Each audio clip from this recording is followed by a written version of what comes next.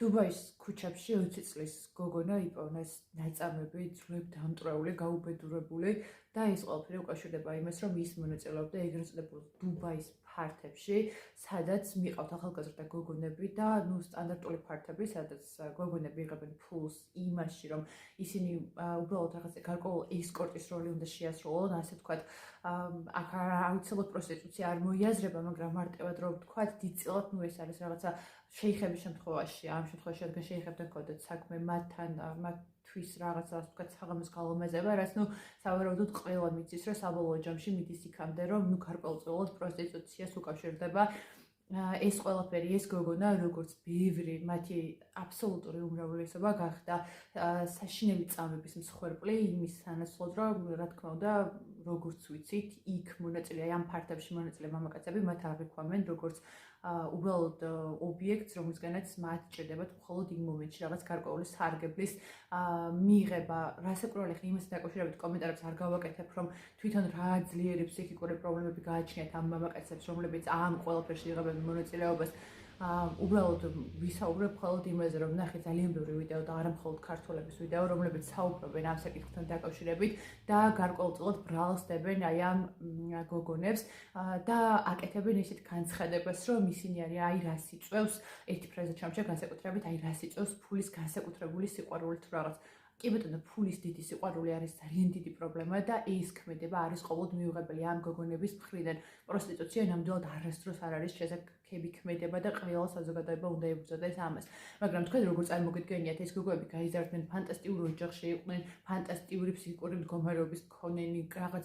კარიერას ლანგარზე დადებული მიართვეს, რაღაც საოცარი შეყვარებული ყავდათ და ანუ ეს გადაწყვეტეს, რომ ფეხით დაედოთ და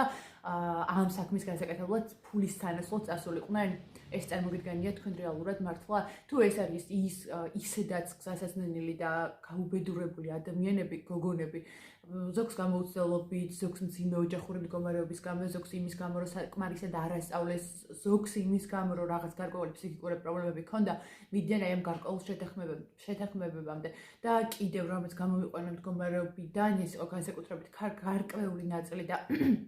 საბედნიერო იმეც ვიტოვებ, რომ ეს არის მხოლოდ მცირე ნაწილი და ისინიც მოიგებიან გონს ქართველი ბიჭების რაღაც გარკვეული კომენტარები, რომ აბა ეხლა რამდენი ქართველი გოგო ჩადგებოდა რეაქში თუ რაღაც. ხალხო, ჯერ თქვენ უნდა დააფასოთ თქვენი დები, თქვენი